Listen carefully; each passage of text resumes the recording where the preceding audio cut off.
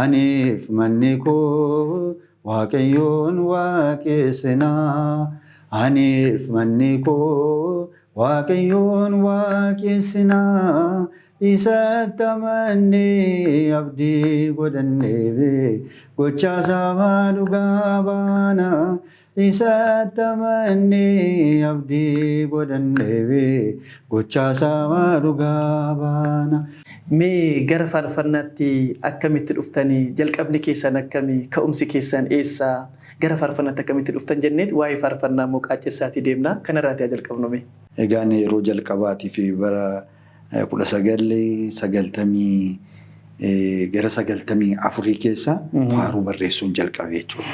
Akka ajaa'ibaatti maal godhanii faaruun achirratti faaruu aaraa dhiyeessine kana gaafa dhaga'anii gaazexaa sanarratti laxxafame jechuudha. Mee ishee yeedaloodhaan nu jettu? Galata Waaqa koo nan himaa, fayyisuu Gooftaa koo nan himaa, kana akka isaa hin jiru tasumaa. Galata Waaqa koo nan himaa, galgalaaf ganama kan jedhu ture jechuudha. 1985 faaruu jijjiiranii lubbuusaa Waaqayyo jannata nuuf dhaalchisu obboleessa keenya faarfataa Garramuu Baayisaa. Faaruun maalidha otoo jedhameeti mee akkamitti nu kaastu? Mee bara kana manni kiristaanaa ortodoksiin caalattiyyuu faarfattoota yookaan faaruu bara kanaatiin qeeqamaa kabajni ishee xiqqaachaa jira jedhanii kan kaasan jiru. Qeeqa kana kan kaasanii dubbatan jiru. Isin qeeqa kana hin deeggartu?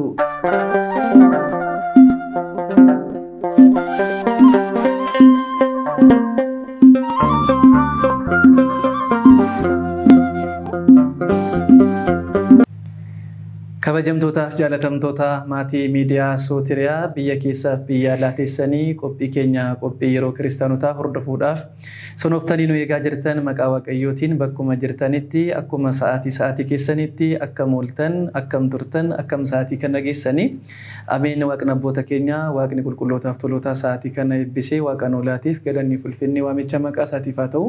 Qulqulleettii Dubree Maariyaamaadha keenyas uumaadhaa gaditti uumantoota hundumaa walitti maqaan ishee kan kabajame nuuf haa ta'u. Waaqayyo hunduma keenya wajjin haa ta'u isiniin jechaati. Egaa miidiyaan Sootiriyaa har'as qophii addaa qabattee jirti. Qophii utubaa yeroo kiristaanotaa jedhu keessatti tajaajilaan wal qabatee torbeewwan darban keessatti qophiiwwan adda addaa kaasuu turreen yaadattu. Har'a immoo keessummaa addaa qabna. Keessummaa baay'ee jaallattaniif baay'ee kabajjan. Yeroo argitanis immoo baay'eetti gammaddan qabna istiidiyoo keenyaati. Keessummaan keenya hangafa faarfattootaa faarfataa Diyaaqoon Gammachiis Bultii jedhamu. Isaan wajjin egaatii waan baay'ee waa'ee hafuurummaa baay'ee haasofnaa. Isinis nu wajjin turtanii waan baay'ee qooddattu jennee abdii guddaa qabna. Hanga xumura qophii keenyatti nu wajjin taatu. Qophiin keenya qophii yeroo kiristaanotaati. Miidiyaan keenya miidiyaa Sootiriyaati. Keessummaan keenya hangafa faarfattootaa Diyaaqoon faarfataa Gammachiis Bultiiti. Wajjin tura isiniin jedhu. Guddaa isin galateeffannaa hangafa faarfattootaa faarfataa Diyaaqoon Gammachiis Bultii baga nagaan gara istiidiyoo keenya istiidiyoo miidiyaa Sootiriyaatti baga nagaan dhuftan isiniin jechuu jaallanna. Guddaa isin galateeffannaa dhimmi guddaan har'arratti mari'annu egaati faarfataa hangafa faarfattootaa Diyaaqoon faarfataa Gammachiis Bultiin faaruudhaan yeroo baay'ee jireenyaanis dabarsitanii jirtu. Har'as immoo istiidiyoon keenya isin affeeree isinirraatii yaada gaggaarii fudhachuudhaaf yeroo isin affeeruu gammachuu guddaatu itti dhagahama. Mee seensa har'a tajaajila keenyaaf waa'ee faarfannaadha kan irratti dubbannu. Seensaaf akka ta'u mee faaruu keessan keessaati baay'ee kan natti tolu hundumtuu natti tolu garuu mee faaruu keessan keessatti faaruu tokko nu faarfattu keessattuu aniif manni koo kan jedhu mi'a jalqabnuuti mee maal don jettu? Tole galatoomaa jechaa duraan dursee Waaqa guyyaa har'aa kana akka waa'een qulqulleettii mana kiristaanaa dubbannuudhaa fi mari'annuudhaa fi eeyyama isaatiin iddoo kanatti waan toltu nu qabeef galanni ulfinni isaaf haa ta'u. Ameen.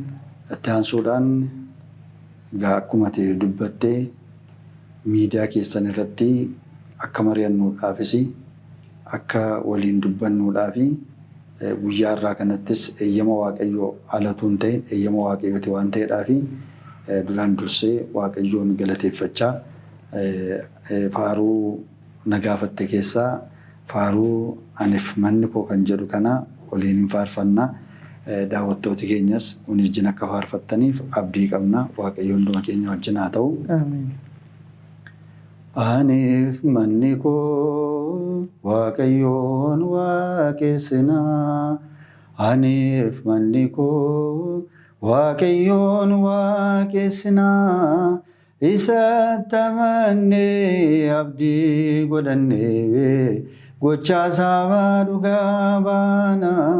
Isatti amannee abdii godhannee gochaa isaa dhugaa baana. Aniif manni koo Waaqayyoon waaqessinaa. Aniif manni koo Waaqayyoon waaqessinaa. Isatti amannee abdii godhannee gochaa isaa dhugaa baana. Isatti amannee abdii godhannee gochaa isaa dhugaa baana. Warri Amaaleeqoon naannoo keenya marsuun inni isin oolchuu eessa jira jechuun goota beekamaadha. Innoo Waaqni keenya salphinaan deebisee warra diina keenya. Aniif manni koo Waaqayyoon waaqessinaa. Aniif manni koo Waaqayyoon waaqessinaa. Isatti amannee abdii godhannee gochaa isaa dhugaa baana. Isatti amannee abdii godhannee gochaa isaa dhugaa baana. Guddaa isin galateeffannaa. Waaqayyoon faaruu ergamootaa isin haa dhageessiniin jenna. Dhugumatti guddaa galatooma ulfaadhaa isiniin jenna. Gaatii hordoftoonni miidiyaa Sootoriyaa biyya keessaaf biyya alaa taa'anis kana dhaggeeffachaa jiranii maal ta'a otoo ceesni ta'an immoo itti kan jedhan immoo gidduudhaan itti dhufna jedheen abdii godhadha. Guddaa isin galateeffannaa. Dhugumatti mee gara yaada keenyaaf marii keenyatti haa dhufnuuti.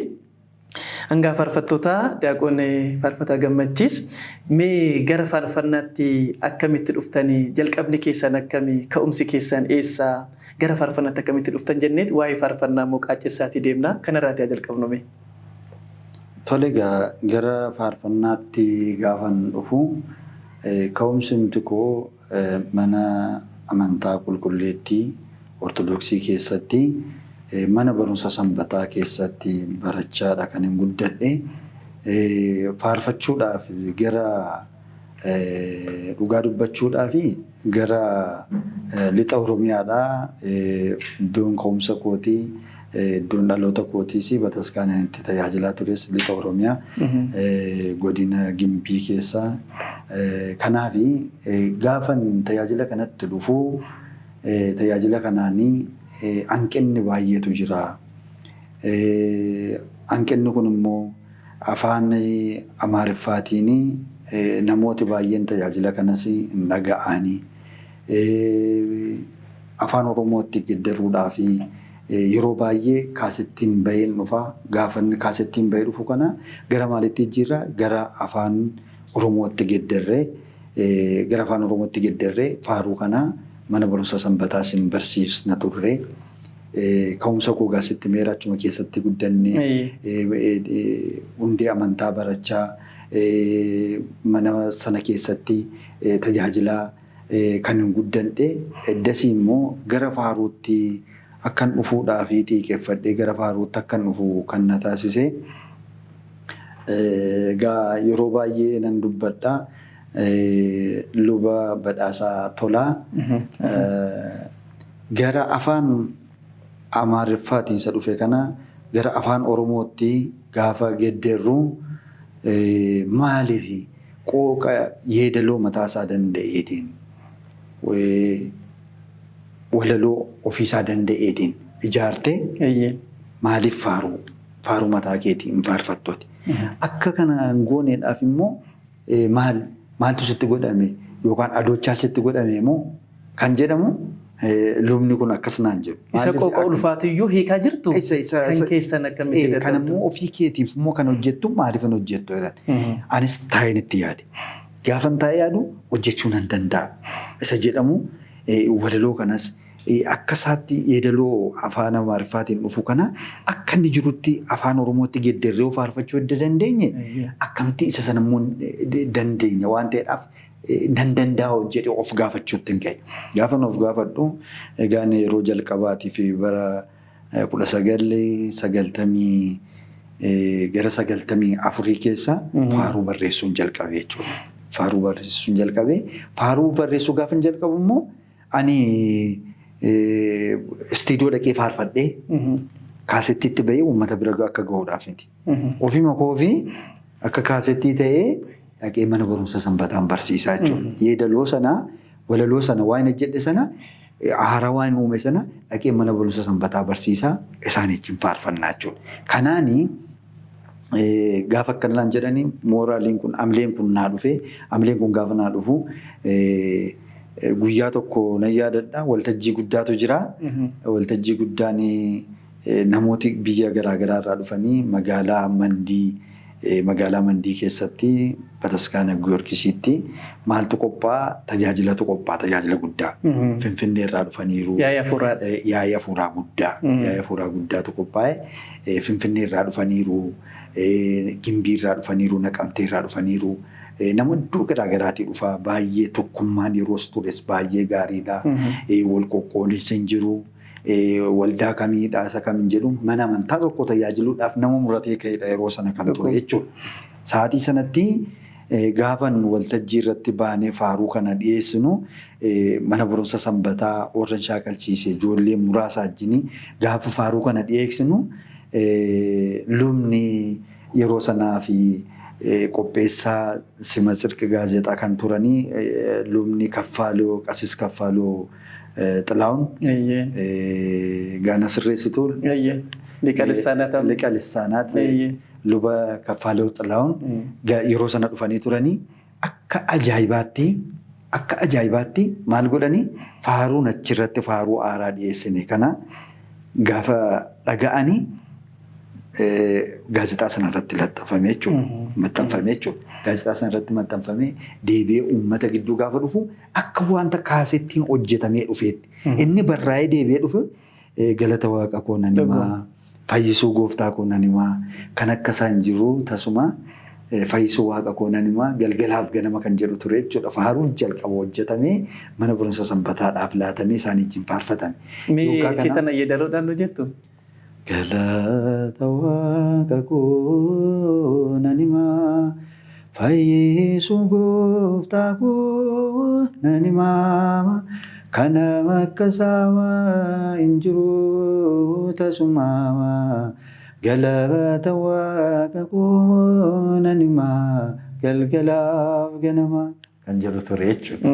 Faaruu kana gaafa akkanaatti faarfatamu ana keessas maaltu dhufaa amilee guddaatu dhufee kun obboleessi keenya ani homaayyuu dandeettii kanaas hin qabu obboleessi keenya faaruu kana faarfachuudhaaf istiidiyoo galuudhaaf ka'eema namni sagantaa sana waltajjii sana qajeelchu ka'ee maal jedha obboleessa keenya kanaaf kadhadhaame faaruu kana istiidiyoo galee faarfachuudhaaf qophiirra jira qophii fixee jira ani homaa tokkoyyuu hin qophoofne gaafa akkana jiru uummati ka'ee naa kadhate.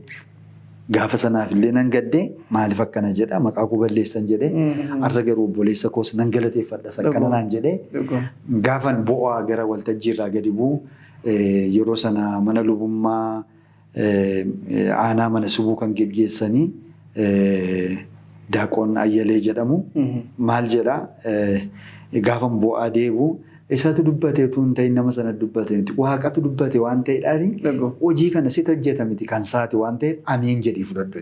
Achi deebi'ee san bo'ee maal godhe deebiin laphee kootti deebi'ee dhugaadha dubbiin kun waaqayyootu barbaade na barbaade ta'uu danda'a. Natu dogoggoree ofii koo gaafadheen dhaqee galateeffadhu dhaqee waaqayyoon galateeffadhee kanaan inni baruma sana keessaa gara faaruutti dhufeen 1998 faaruu albeema lakkoofsa tokko hojjedhee kanaan dhufee jechuudha gara tajaajilaatti jechuudha. Guddaa galatooma. Mee namni fakkeenya isinii ta'e isin duratti immoo jechuun haalli ture sun yeroo sana qooqa afaan Oromiffaatiin afaan Oromootiin faarfachuun mataan isaa gufuuwwan akka ta'e qormaanni yeroo sana ture immoo haalli tajaajila mataan isaa reefu jalqabbiidha.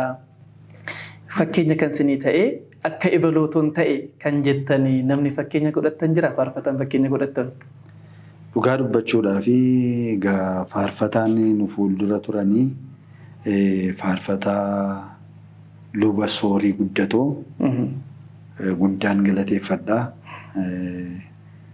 Lubni kuni bara sanatti bara dukkana sana keessatti bara wanta tokko teekinooloojiin hin jiraanne bara dukkanaa jechuun danda'ama bara sana keessatti tajaajilli afaan Oromootiin bakkanni afaan Oromootiin miti afaan Amaaraatiin iyyuu isuma jiru sanaan bakka hin qabanne ture lafa hin qabanne ture bara sanatti 1985 faaruu jijjiiranii obboleettiin keenya faarfattuu faantuu waldeedhaanii faaruu ishee isa afaan Amaariffaan jiru gara afaan Oromootti gedderi jettee gara afaan Oromootti gedderi jettee gara afaan Oromootti geddersiiftee lubni soorii bara sana baasanii eddasiisattaansee lubbuusaa Waaqayyo jannata nuuf dhaalchisu obboleessa keenyaa faarfataa Garramuu Baayisaa.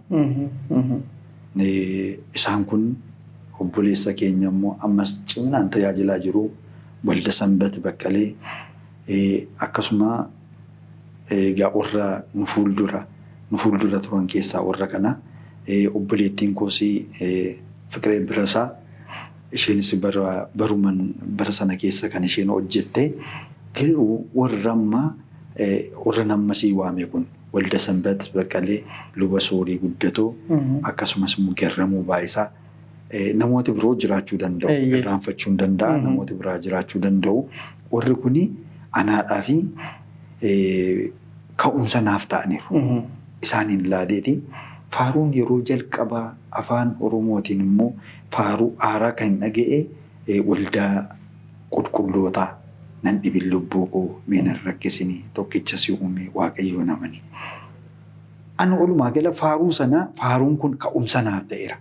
Faaruun isaanii suni ka'umsa naa ta'e dhugaadha gaafan dhaggeeffadhuuf gaafan faarfadhuusi ani boochaan faaruu sana bara sana kan hin faarfadhu jechuudha. Inni dhaga'amu hin jiru waan ta'eedhaafi amma tokkoon afaan Amaariffaa dhageeyyu afaan Oromoo kan hin dhageenye immoo haati koo hin dhageessu abbaan koo hin dhagaan obbolaan koo hin dhagaan namoota ollaa kootii hin dhagaan namoota baay'eetu hin dhaga waan ta'eef namoota sanaafi faaruun kunillee irbaata guddaa isaaniif ta'eera nyaata isaaniif ta'eera waan ta'eedhaafi kan onnoo godhadhu kan hin ka'umsa godhadhu kan fakkeenya godhadhu warra kanaa siin jedha jechuudha. Guddaa galatooma sagalee jireenyaa siinaa dhageessu hanga faarfattoota faarfataa Diyaaqoon Gammachiis Bultii.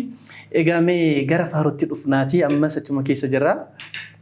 Faaruun hanga faarfattoota Diyaaqoon faarfataa Gammachiis Bultiiti. Faaruun maalinni egaa isin qaama mana kiristaanaadha. Qaama mana kiristaanaa Ortodoksii qulqulleetti duuka bu'uutti hundumeetti taate kanaati. Akka mana kiristaanatti faaruu akkamitti ibsitu isiniifuu akkamitti isinii galee qaama mana kiristaanatti waan taataniif faaruun maalidha otoo jedhameeti mee akkamitti nu kaastu? Tole egaa faaruun maalidha kan jedhamuudhaafi wantoota baay'ee kaasuu dandeenya. Wantoota baay'ee sana keessaati egaa sa'aa qabnuuf yeroo qabnu kanaafi muraasa wansii kaasee jechuudha. Faaruun asitti jalqabe tun ta'in samii irratti kan inni jalqabe. Faaruun jechuudha. Gurmii ergamootaatiin kan inni jalqabeedha. Faaruun eddasii bara kakuu moofaa keessasii sabni Israa'el gaafa biyya Gibxiitii ba'anii biyya sana galaana Eertiraa gaafa ce'anii kan isaan faarfatan obboleettiin Musee Maariyaam obboleettiin Musee kabaroo kaafattee kan isheen galateeffatte maaliin galateeffatte faaruudhaan galateeffatamte. Faaruun bara sana keessatti bara moototaa keessatti yeroo garaa yeroo adda addaa faaruun faarfatameera. Faaruun faarfatamaa dhufe. Isa booda faaruun bara kakuu haaraa keessatti faaruuni gaafa gooftaan keenya fayyisaan keenya Yesuus Kiristoos dhala namaa barbaaduudhaaf dhala namaa cubbuudhaan cubbuudhaan gadadame, cubbuudhaan miidhame kana kaasuudhaaf gaafa dhufu gooftaan Yesuus Kiristoos foon namaa uffatee qulqulleetti dubaroo maaramni keessa bulee dhalatee gaafa dhalatu sagalee misraachoo ergamoonni dhageessisan faaruun. Namoonni warri samiidhaa fi warri lafaa waliin maal ta'a ni faarfataniidha. Faaruun anaa fi faaruun tokkummaadha. Faaruun tokkummaadha. Faaruun kadhannaadha. Faaruun galateeffannaadha. Faaruun waaqeffannaadha. Faaruun qalbii jijjiirannaadha. Faaruun lallaba. Irra guddaammoo tokkummaadhaan sana isaan tiksooti sanaa fi warri samii warri lafaa waliin waaqayyoon galateeffatan waan ta'eedhaaf faaruun humna guddaa qaba. Faaruunis immoo akkasumas Sillaasee fi Phexros gaafa mana hidhaatti hidhamanii mana hidhaa sana keessaati gaafa faarfatanii manni hidhaan hiikamedha. Waan isaan ittiin hidhamanii jiran suni irraa harca'edha. Hidhaa isaan ittiin hidhamanii jiran suni irraa harca'edha. Kanaaf faaruun humna guddaa qaba waan ta'eedhaaf anaaf faaruun humna guddaadha. Faaruun tokkummaadha jechuudha. Maaliif namootillee asirratti dhiifama namootillee faaruu akka mana tokko keessatti akka iddoo tokko keessatti faaruun faarfatamu akkanaatti fudhachuu danda'u. Yookaan saba tokkoof akka faarfatamutti fudhachuu danda'u. Saba kamiidhaaf kan barbaachisu, saba kamiif tokkummaaf kan barbaachisu mootummaan amma fedhe waa'ee nageenyaa dubbate. Mootummaan waa'ee nageenyaaf amma fedhe irratti hojjete. Amma faaruun tokkummaa godhu, amma faaruun tokkummeessuu hin danda'u. Faaruun faarfatamu humna guddaa qaba. Humna guddaa qaba. Nageenya, tokkummaadha, jaalala. Faaruun anaaf kana jechuudha. Jireenya kootii jechuudha faaruun. Dhuguma guddaa sin galateeffanna. Sagalee jireenyaa sin dhageessisu. Kaastaniitu waan hundumasaa waaqeffannaadha, galateeffannaadha, jireenya tokkummaadha jettaniitu. Buddeen ergamoota ta'edha miti qulqulluun Daawit gootummaan isaa faarsaa Daawitiif faaruudha. Daawit kan qabu gootummaan isaa weedduu caalus faaruudha. Kanaaf jireenyi ilma namaayyuu jalqabni ittiin uumame ergamootaaf nama wajjin tokkummaa kanadha. Tokkummaa faarfannaatiin jalqabame. Ibsa isin kaastan caalamoo kan ibsu hin jiru. Beeteleemitti ergamoonnii fi namni wajjin faarfachuun gamtaa ergamootarraa jalqabe kan jedhu sun ragaan kana caalus hin jiru. Meegaa faaruun amma kana eega ga'eeti kabajni isaas jireenyi isaas tokkummaan isaas ka'umsi isaas waaqayyoof aarsaa dhiyeessan eega ta'eeti faarfataan tokko yookaan immoo amanaan tokko faaruu tokko faarfachuudhaaf wanta irraa eeggamu jira reefu kaastaniittu. Mootummaan labsii hundumaa labsuu keessatti nageenyaaf amma hundumaa ka'e keessatti baroota 60 oluyyuu yoo labse faaruun tokko laphee namaa cabsu garuu sana caalaa akka jettanitti ibsataniitu. Kanaaf ulaagaan faarfataan tokko faaruu faarfachuudhaaf guutuu qabu jiramoo akkasumatti faarfatamaa inni kun maal barbaada kan jedhu irratti gaafa faarfattoota maal jettu? Tole egaa amma akkuma jettee namooti baay'een amma faaruu faarfachuudhaaf maaltu na barbaachisa? Namni tokko immoo faaruu faarfachuudhaaf ulaagaan isa barbaachisu maal gaafa jedhamu mana barumsa sanbataa keessatti yegiddi mana barumsa sanbataa keessatti barachuu guddachuu kabaroon akkamitti akka rukutamu naamusi kabaroon qabu abbootii luboota jalatti akkamittiin mana qulqullummaa keessatti kabaroon akka rukutamu isaa kaasee isa guddaadhaaf akkamittiin kabajaan laatamu namni amma seera mana amantaa keenya keessatti otoo namni guddaa jiru kabaroon kaasu laatee fi illee yoo inni iyyameedhaaf seerri isaa ammallee hafeera abbaan akka barbaadetti lubarraas dhaqee butuu danda'a abbaa barbaadeerraas butuu danda'a jechuudha. Kana keessa darbeeti kana keessa. Hiikni kabaroo mataan isaayyuu maal akka qabu hiikni isaayyuu. Kabaroo mataa isaa hiika guddaa qaba. Hiika guddaa qaba. Amma callisee akkuma ittiin kaasu jechuudha namni kabaroo kana akkanaatti hiika isaa sana keessoo dhannee yeroo baay'ee onnoon fudhata waan ta'eedhaaf kaasee suuta akkanaatti laatamee akkanaatti ilaalaati. Kan guddachuu qabu jechuudha. Darbee immoo faarfataan tokko maal barachuu qaba? Mana barumsa sanbataa keessatti hundee amantaa barachuu qaba. Hundee amantaa barachuu qaba. Hundee amantaan baranne ta'eenna uumaa faaruu faarfachuun gara faarfannaatti dhufuun bu'uura ka'a. Bu'uuradha. Kattaarra dhaabbatan. Kattaa sana dhaabbatee. Yookaan gara faaruu kanatti gaafa dhufu qorumsa baay'eetu jira.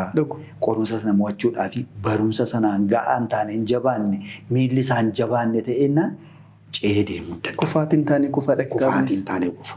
Kufaatiin taane kufa. Kanaaf mana sana keessatti akka sanaatti kasoomina baruu qaba. Kasoominni hin jiru ta'ennaan uumaa waan tokko faayidaa hin qabu. Kasoominaan tajaajiluudha. Idda kana keessa darbee wantoota kana keessa darbeeti gara faaruutti dhufa. Mana barumsa sanbataa kan tajaajilan faarfataaf miti. Mana barumsa sanbataatti kan tajaajilan nuti kan jalqaba maal baranna barumsa hundee amantaa baranna akka biyya keenyaatti jechuudha akka lixaattamu. Hundee amantaa baratee fixee kennaa qulqulluudhaaf dhiyaatee qurbaana fudhatee kennaa qulqulluu kan fudhate kan tajaajiluun irra jiraatullee kan kennaa qulqulluu nama fudhate qurbaana kan fudhate mana barumsa sanbataa kee tajaajilaa jechuudha. Nu biratti akkanaatti jechuudha. Fakkeenyaaf Qilxukaarraa keessatti aanaa Qilxukaarraa keessatti barumsi kun kan inni barsiifamu aanaa sana keessatti namni kamiyyuu waltajjiirra dhaabatee tajaajiluu hin danda'u. Amma kanaa keessa hin darbine ta'enna. Ulaagaa kana darbuu dirqama. Ulaagaa kana darbuu qaba. Illaatamaaf qormaata illaatamaaf gaafa hundee amantaa baratu wangeelan barata. Amma sanaa baratee gaafa jedhu dhumarratti maaltu laatamaafi qormaatni illaatamaaf qormaata sana keessa nama darbeetu mana barumsa sanbataa tajaajilaa jechuudha. Mana sanbataa kan tajaajilu jechuudha. Iddoo biraatti immoo gaafa ilaallu faallaadha. Kanaaf otoo mana barumsa sanbataan baratiin faaruu walaloo waltajjii marratti ba'ee walaloo barreessee toora 2 barreessee nama harkaa rukutee fi harkaa cabacabee harka rukutee feennaan dhufee faarfannaa hojjechaa istiidiyoo deemee faarfannaa hojjedhaa. Kanaaf kana keessa darbeen dhufu namni kun ta'ennaan amma kanaa baateen dhufu ta'ennaan ammi kanaa isarra hin jiru ta'ennaan faaruu faarfachuu hin danda'u waan ta'eedhaaf qormaata ce'uu hin danda'u waan ta'eedhaaf tajaajila isaas itti fufsiisuu hin danda'u waan ta'eedhaaf kana keessa darbuu qabaa namni faarfataan tokkoon jedha. Guddaa isin galateeffanna. Kabajamtootaaf jaalatamtoota maatii miidiyaa Sootiriyaa biyya keessaa biyya alaa teessanii qophii keenyaa qophii yeroo kiristaanotaa ilaalchisneeti. Hanga faarfattootaa faarfataa daaqoon faarfataa gammachiis bultii hojiin taasisaa jiru keessattuu ulaagaan faaruu maalinni namni tokko faarfataa ta'uudhaaf faarfataan tokko gara faaruutti dhiyaachuudhaaf ulaagaan inni darbuu qabu maal akka ta'e dhageessaniitti jirtu. Kasoominni maaliin gadoof qabummaan maaliin darbee immoo hundee amantaa tokko 2 jedhee hundee amantaa barachuu akka qabu. Mana sanbataa tajaajiluudhaaf bu'uurri isaa kana keessa darbee hundee amantaa baratee kabajaa fi kasoomina abbootirraa dhaggeeffate sanarrayyuu immoo qormaata darbeet sana booda barattoota dilbataa fuulduratti dhiyaate kanaaf geessetta jedhamee kadhannaan taasifamee gara faaruutti dhiyaata. Mee waa qabachaa deemaa itti fufna nuti qophii keenyatti jechuudha. Guddaa san galateeffanna sagalee jireenyaa isaanii dhageessu jechaati jechuudha. Ulfaadhaa sagalee jireenyaa isinii dhageessu hanga faarfattoota mee gara taanutti gaafa dhufnu egaa haalli amma bu'uurri gulantaan utubaanii faarfataan tokko faarfachuudhaaf dhufu ulaagaalee kana yoo xiqqaate qulqulluu qurbaanatti dhiyaata kadhannaan taasifamaa fi hundee amantaan barata kanaatiin namni dhaabbate immoo kufuu hin danda'u. Maaliif cimina kaleessa jirtan sana sagaleen keessan gaafa jalqabdan har'a jiru har'as jira istiidiyootti gaafa dhaggeeffannu sagaleen namoota baroota isin jirtan sana wajjin jalqabame har'as wajjiitiin jira. Maaliif dhaabbiin gulantaan inni dhaabbate sun kattaa cimaa sanarratti dhaabbateera waan ta'eef. Mee yeroo ammaa gaafiin ka'u jira gaama kanaatiin wal qabatee mee bara kana manni kiristaanaa ortodoksiin caalattiyyuu faarfattoota yookaan faaruu bara kanaatiin qeeqamaa kabajni ishee xiqqaachaa jira jedhanii kan kaasan jiru. Qeeqa kana kan kaasanii dubbatan jiru. Isin qeeqa kana deeggartu eeyyen dhugumaa wantoonni kabaja ishee gadi buusan mul'achaa kan jiran waan tokko hin jedhan sana deeggartu. Yoo deeggartan ta'ee wantoonni amma sirrachuu qaban achi keessatti jettanii kaastan yoo jiraate mi'a kaasnume waan nun jettu. Tole gaaffii sirriidha. Dhugaa dubbachuu fi isuma namma siin jedhe kan kabaja mana qulqullummaa gadi buusu wantoota baay'ee jiraachuu danda'a. Faaruun kadhannaadha jedheera. Faaruun galata, faaruun waaqeffannaa, faaruun tokkummaadha. Akka ofii isaaniittis immoo faaruu kan deebisanii jiraatu. Akkamitti yoo jettee faaruun qulqullootaaf ta'u qulqullootaaf ta'a. Faaruun kiristoosiif ta'u kiristoosiidhaaf ta'a. Ulfina waaqayyoof kan ta'u jechuudha. Kan kabaja maaramii qulqulleettii dubaroo maaramiidhaaf ta'u isheedhaaf kan inni ta'u. Kan qulqulleettii maaramii kiristoosiif fuuneellaan. Kan sammuu fuunee maaramiidhaaf illaan. Amma walaloo fi yeedaloo amma barraa'aa jiru keessatti sitti meera. Deemsa achi keessa mana barumsa sanbataa kana keessa deemanii achi keessatti jabaatanii achi keessatti cimanii waan hin dhufneefi maal godhu akka barbaadametti walitti borcamee faaruun kun ba'aa jira. Kan eenyutu adda baay'ee hin beeku. Adda oliinsaa yoo hundee irra hin dhaabbanne. Hundee hin beekamu. Gaafa immoo faaruu kana yeedaloo kana gaafa walaloo kana hojjetanii walaloo isaarraan sii kaasa. Walaloo hojjetan irratti walaloo kana irratti jabinni hin jiru. Akkaataa itti hojjetan sadan barre sana keessaatiin dhufu. Gaafa wangeelli lallabamu ta'anii hin dhaggeeffanne. Baranne wangeela utuu hin baratin jechuudha. Barachuu dhaggeeffachuu ta'anii mormaachuu miti. Ofitti amananii fudhachuu. Amanuun immoo waan guddaadha. Amantee waan itti amante tokko hojjetamiti dhugaadha. Kanaaf gaafa jedhan otoo namni akka laaluuf illee hin barbaadan. Gulaallumaaf hin dhoksu. Kun immoo kasoomina cabsee of tuulummaatu jira. Of tuulummaa fiti. Maaltu naa ilaalaa? Eenyuutu naa ilaalaa? Eenyuun na caalaa? Eenyuun na caalaa? Eenyuutu na caalaa dhufee jiru. Kun maal fide egaa? Kabaja mana qulqullummaa gadi buusaa dhufe. Liqaa'umtooti jiru. Beektootni amantii jiru. Kan yeedaloosis walaloos ilaaluu danda'an. Namoota kana nama fuuldura jiru nama bilchaataa ta'etti ani waggaan dhufu namoota addana jiran keessaatii biyyattis namoota bara sana keessa jechuudha. Bara sana keessa namoota ilaalchisa. Nama naan ol jiranis, nama nagitanis, nama immoo tajaajilanis, na booda jiranis nan ilaalchisa. Hundumaa gidduutti ni ilaalaa jechuudha. Isaan keessaatii waan hanqina jiru sanaa hanqina koo nan argadha. Keessatti of argitu. Keessatti of arga. Iddoo kanatti sirriinaa jedha. Darbeellee haati manaa koo illee gaafan faaruu barreessu haadha manaa koo illee na ilaalchisa. Isheen illee waan na gulaaltu ilaaltu keessatti ilaaddoo akkasiitti kun jechoota akkasii kan akka godha akkas jettee illee isheen illee na sirreessiti. Maaliif mana barumsa sanbataa keessatti isheenis achi keessatti guddattee achiin dhufte waan ta'eedhaaf na sirreessiti. Kanaaf faarfattoonni amma bara kana faarfachaa jiru. Walduffiidhaan kan ka'e. Anatu beekaadhaan kan ka'e. Eenyuutu na gulaalaan kan ka'e. Walaloon badaa jira. Yeedaloon isaa badaa jira. Seera mana amantaa sirna mana amantaa kan qabattee sirna mana amantaatiin kan inni ba'uun irra jiraatu. Sanarraati kaachuun qabu. Baay'een amma bakkee keessa taa'ee dhugaa dubbachuudhaaf nama tokkotu naa kaasa. Nama bakkeerra jirudha. Namni kun maal jedhaa? Faaruu nama amantaa kana keessaas qabu miti. Faaruu bataskaanaa nan dhaggeeffadhaadha. Namni kun artistiidha. Sirbituudha. Maaliif dhaggeeffattaa jennaan hundumarraa adda waan ta'eedhaaf akkaataan dhiyaannaa isaatii hundarraa adda waan ta'eedhaaf isa kaan hin dhaggeeffadhu. Maaliif hin dhaggeeffatu jennaan sirbasuma sirbu wajjin tokko waan ta'eef maaliif hin dhaggeeffadhaa? Kanaaf waa qaba adda ta'e qaba. Adda waan adda ta'e tokko keessa kootti waan qabuufi namni kuni iddoo biraadha kan inni jiraatu jechuudha. Amantaadhaanii kiristaanuu miti. Garuu maal jedha? Nan dhaggeeffadhaa. Kan kana jedhee nama akkasii fa'itu jira. Kanaaf faaruun kun egaa maal ta'eeti? Mi'aayinaan akka inni dhiyaatuudhaaf. Maal akka kasoominaan akka inni dhiyaatuudhaaf. Sirbarraati adda ta'e waan dhiyaatuudhaaf. Waaqeffannaa of keessatti fidee dhufee sodaa waaqaaf qabdu sana laata. Qalbii jijjiirannaa gaafa namni dhaga'u lubbuun namaa akka boqotuudhaaf kan nama taasisu. Faaruun akkanaatti kan dhiyaachuun irra jiraata. Faaruunis immoo namni harkaa cabacabeef namni hoo'eedhaaf namni yookaan waltajjii sana ittiin hoo'isuudhaaf miti. Dhugaadha.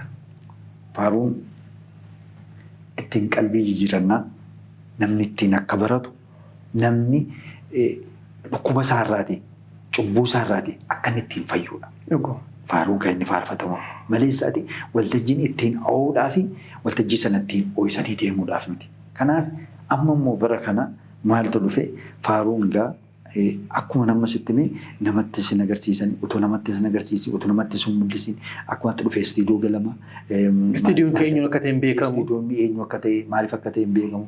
Inni istiidiyoo jirus immoo dogoggoruma isaa wajjin fuudhee akka barbaadetti. Hin beeku kan inni jalqaban. Yeedaloosaa laaluu fi utoo hin ta'in maallaqa isaarraa fudhatee gadhiisaa. Faaruun kuni maal ta'a boru uummata bira ga'a mana amantaa maal godha kabaja mana amantaan xiqqeessa. Faaruun ortodoksii maal akka ta'e garuu namni tokko faaruu tokko baasuudhaaf waggaa tokkotti hidhamee waggaa tokko shaakalee yoo baase maal godha sadarkaa faaruu guddisa. Ce'umsi faaruu kanaas immoo bakka barbaade sana bakka barbaade faarfannaan gaabbiidhaaf ta'an kadhannaa gaabbii ta'an jiru miti faarfannaadhaan jalqabanii. Sirriidha. Kanaafi ce'umsa faarfannaa sanaallee galmaan ga'uu danda'a jechuudha. Kanaafi wobsiin jiraatu annan faarfadhaa idda faarfatee maalta lakkoofsa achirratti daddareen bakka tajaajila irratti waltajjii fiigeemu waltajjii irra ba'uudhaaf waltajjii irratti argamuudhaaf. Waltajjii irra ba'uudhaaf miidiyaa adda addaa irratti immoo miidiyaa kana keessa amma bara kana miidiyaadha sooshaal miidiyaan kun akka barbaadetti jira shawwi keessa galee akka barbaadetti namni to'atus hin jiru. Humni kana qaamni kana to'atu hin jiru. Mana keenya keessatti jechuudha.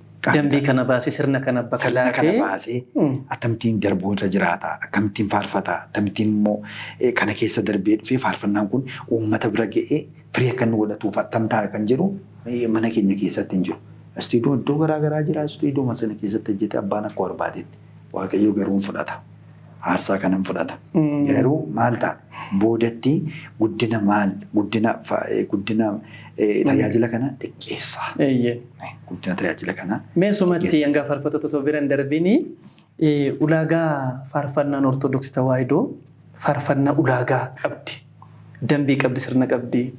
Amma ta'eetii wanti hundumtuu gadhiisaati akkuma isin jettan abbaa dhabe malee jalqaba irraatii abbaa qabdi yeedaloon ishee maal akka ta'e mee ulaagaa sadan keessatti muraasa qofa kaasaati dhaloonni amma ka'uudhaaf deemu kan ammas immoo dogoggorra jiru wanta dogoggoriin qabaa kan jedhu ergaa guddaa miidiyaan Sootiriyaa dabarsuu barbaaddoodha. Mee ulaagaan faarfannaa ortodoksii maal darbuu qabdi kan jedhu waan lamaan tokko nu dabalaafi. Tole egaa amma faaruun mana amantaa ortodoksii tawaahidoo kuni faaruun kuni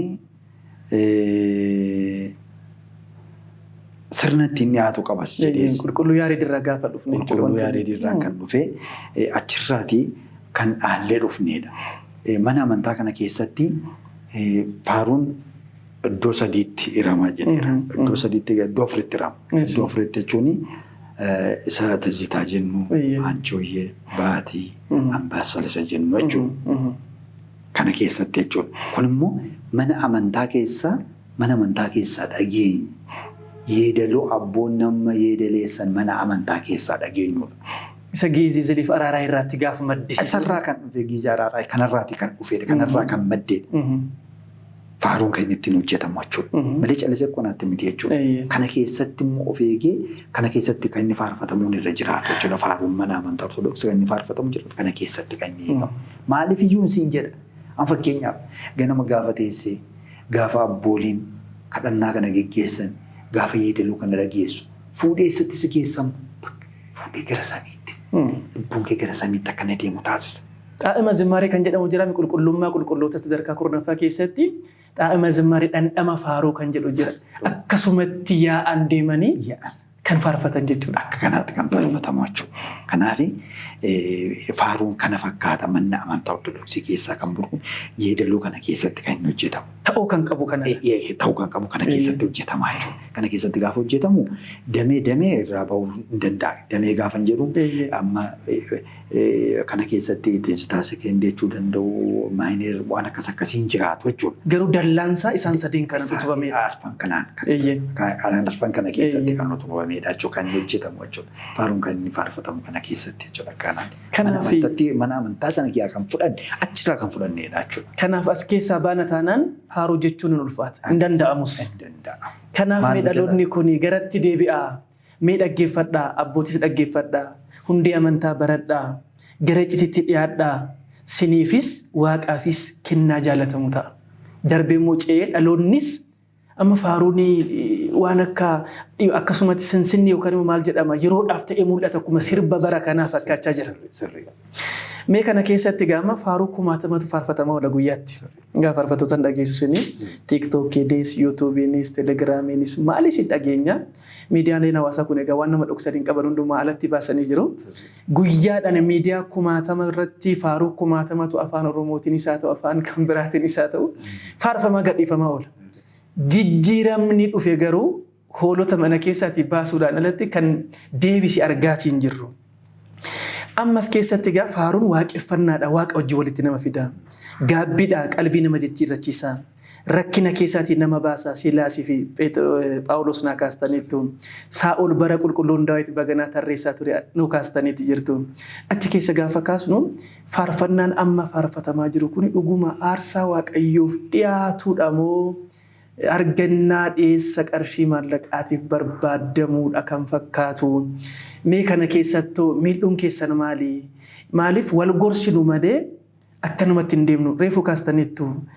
Marachuu dura barachuu jettaniitu miti ree kama xamxama mariqdam isa jennu sana marachuu dura barachuutu ta'aniidha kan jedhan sana. Kanaaf baay'inni argannaa qarshii waaqayyootti nama dhiyeessamu aarsaa waaqayyoof dhiyeessantu waan barbaadan kan lafaa nama argachiisa kan jedhu sana dhaloonni kun addaan baasanii akka deemaniif maali miidhuun keessan asirratti? Tole dhugaa dubbachuudhaaf akkuma jabinni jiru jabeessanii hojjechaa jiranii namoota muraasaatiin immoo maal ta'aa jira? Biizinesiin jira. Biizinesii yookaan gara qarshiitti jijjiiruun. Hin caallee garuu mi'aan gafaratu. Kun amma kan gaarii hojjetan muraasa ta'aniit kan immoo maallaqaaf ta'e immoo caalee argame. Wal faana xiqqoo faallaa ta'e hin caalee argame. Maalli amma argaa jirru jijjireessi kaleessa warri jalqaban sun hundeen suni namoota muraasa ta'anii ukkaamaman nu jala.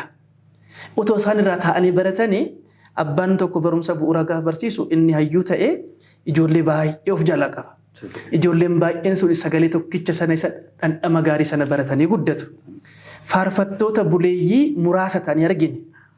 Kan isaan dhaggeeffatan otoo hin ta'in dhaloonni amma jiru immoo isaan sana ukkaamsuu akka ta'etti mul'achaa jira. Qeeqni ka'us kana kabaja mana kiristaanas xiqqeessaa kan jiru kanadha. Kana keessaan wal qabatee gararraa isa biizinasiif maallaqa santu caalaatii jira. Mee gorsa xiqqoos cubsame.